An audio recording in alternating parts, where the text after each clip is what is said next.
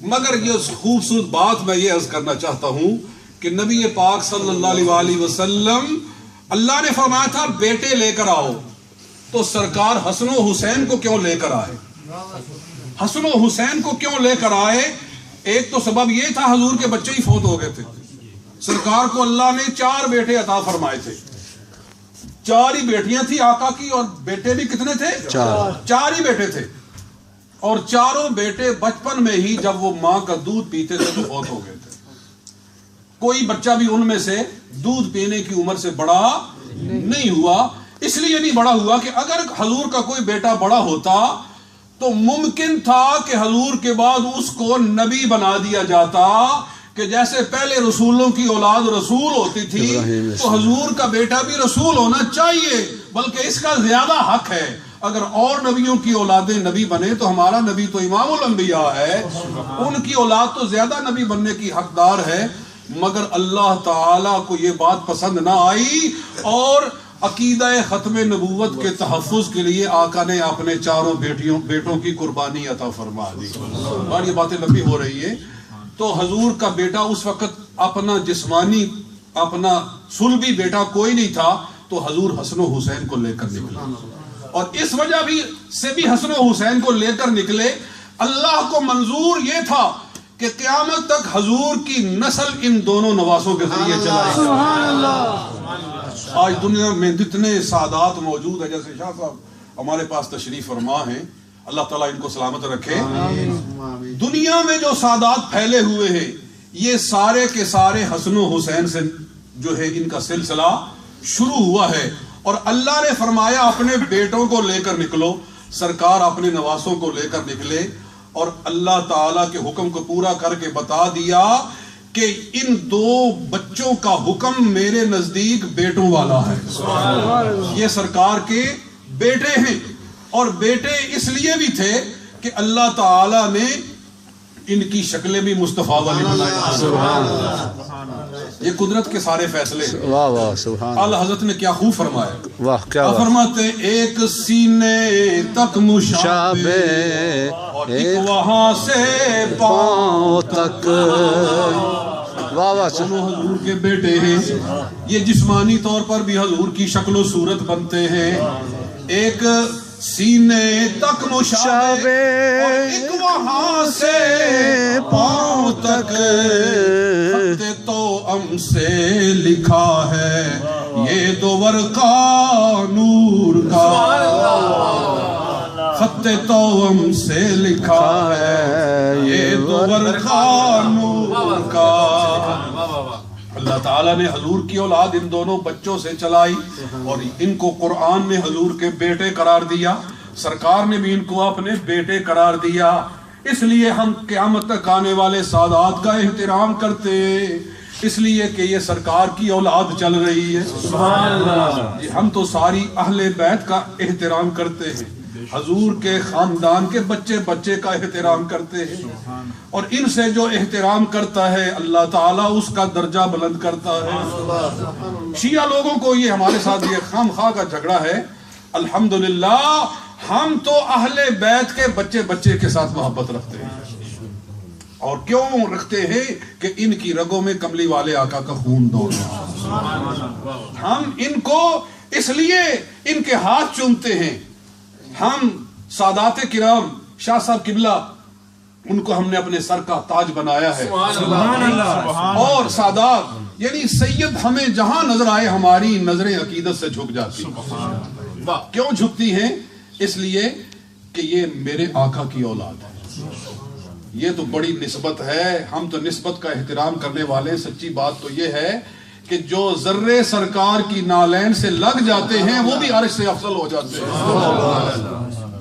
ابھی کیا شعر پڑا تھا صاحب نے، ذرے چڑھ جاتے، ذرے جھڑ کر تیرے پیزاروں کے تاج سر بنتے ہیں سیاروں کے۔ تو حضور سے تو نسبت جس کی ہو گئی، خاک کی ہو گئی جی، پتھروں کی ہو گئی، ان کا بھی احترام ہے، تو ان کی تو رگوں میں کملی والے آقا کا خون ہے، ان کے احترام سے کیا کچھ اللہ تعالیٰ عطا فرمائے۔ علامہ شامی رحمۃ اللہ تعالیٰ علیہ نے بڑا ایمان افروز واقعہ لکھا ہے کہ ایک حاجی بغداد شریف کا حج کے لیے تیار ہوا اور اس نے ارادہ باندھ لیا، بالکل تیار، اس نے اپنا سامان تیار کر لیا.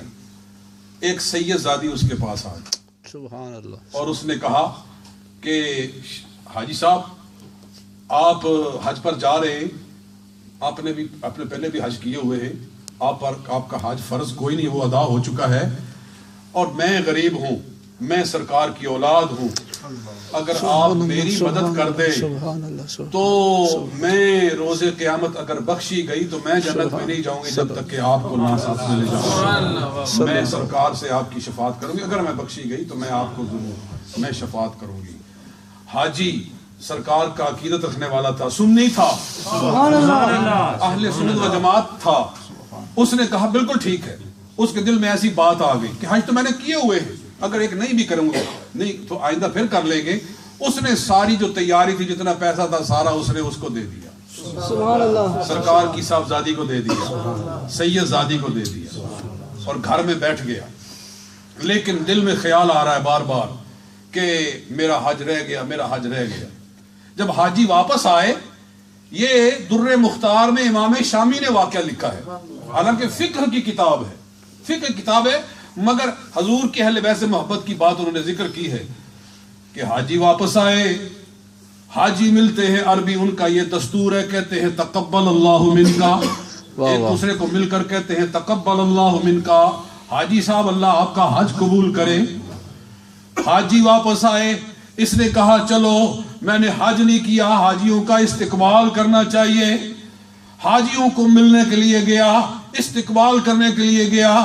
ایک حاجی اسے کہتا ہے تقبل اللہ منکا، حاجی اللہ تیرا حج قبول کرے.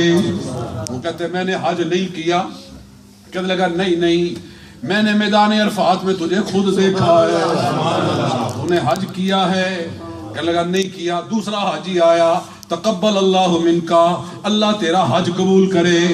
کہا میں نے نہیں کیا. کہنے لگا غلط نہ کہو، میں نے خود تمہیں کعبہ کا طواف کرتے ہوئے دیکھا. تم نے حج کیا ہے.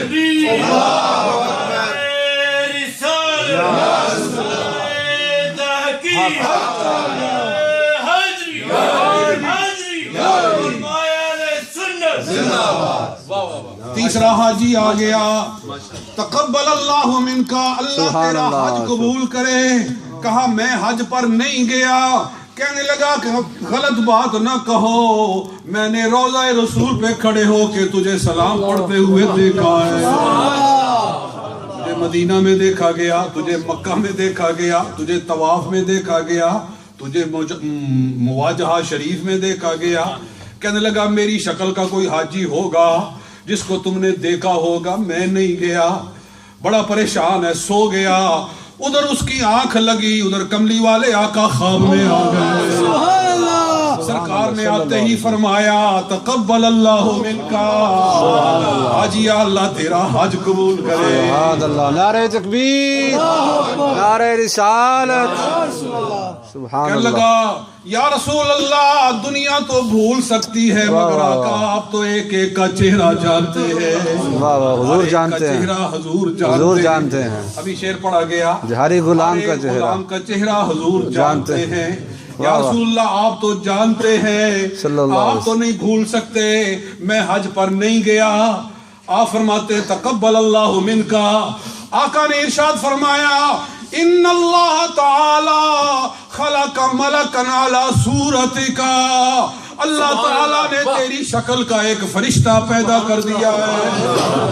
اے میری اولاد سے پیار کرنے والے، اے میری نسبت کا احترام کرنے والے، ایک سید زادی کی عقیدت رکھنے والے، اللہ تعالیٰ نے ایک فرشتہ تیری شکل پر پیدا کر دیا ہے.